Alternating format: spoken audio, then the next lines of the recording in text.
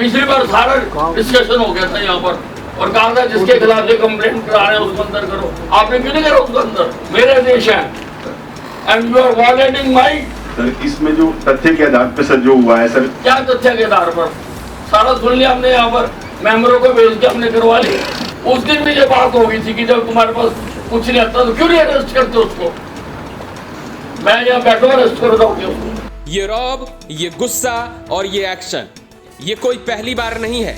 प्रदेश के गृह मंत्री अनिल विज का ये रौद्र रूप आपको अक्सर देखने को मिलता होगा, लेकिन शुक्रवार को विज साहब का ये गुस्सा थोड़ा अलग था।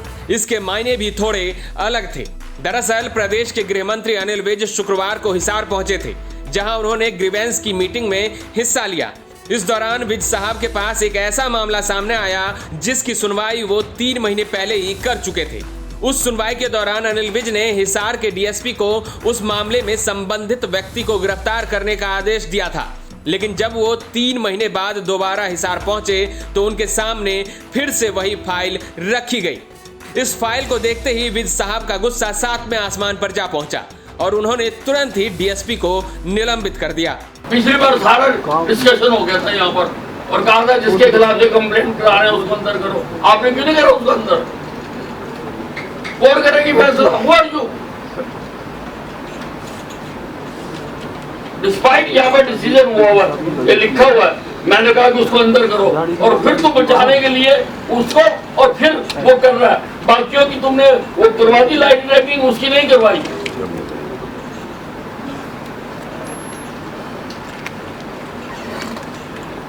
क्यों नहीं अंदर करा भाई?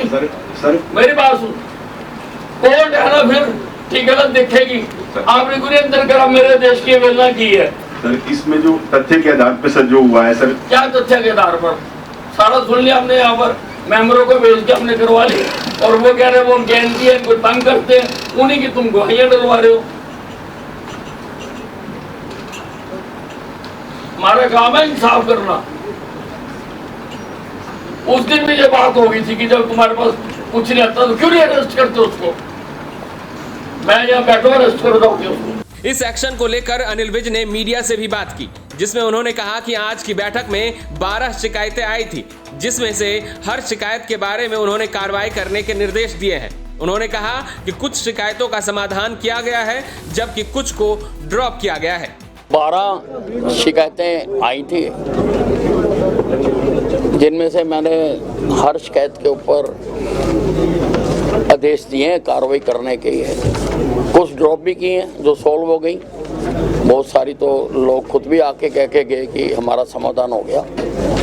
और इसमें एक मैंने डीएसपी को सस्पेंड किया है for not honouring my order. पिछली मीटिंग में जो मैंने आदेश दिए थे उस पर उन्होंने अमल नहीं किया और बल्कि अपने ही वो उसके ऊपर लिपापोती करते रहे, तो that is contempt of the committee. वो मैंने उस डीएसपी के ऊपर कार्रवाई की है।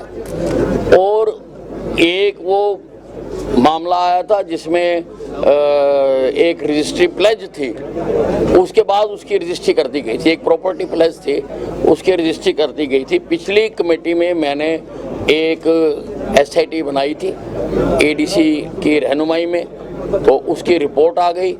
उसमें उन्होंने कहा है कि 2 पटवारी और एक डाटा एंट्री ऑपरेटर दोषी हैं, उन्होंने काम नहीं किया जिसकी वजह से ये गलत काम हुआ है, तो उनको भी मैंने सस्पेंड किया।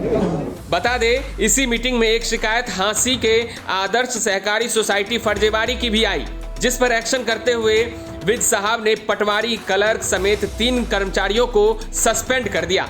हिसार से प्रवीण कुमार के साथ ब्यूरो रिपोर्ट, हरियाणा तक।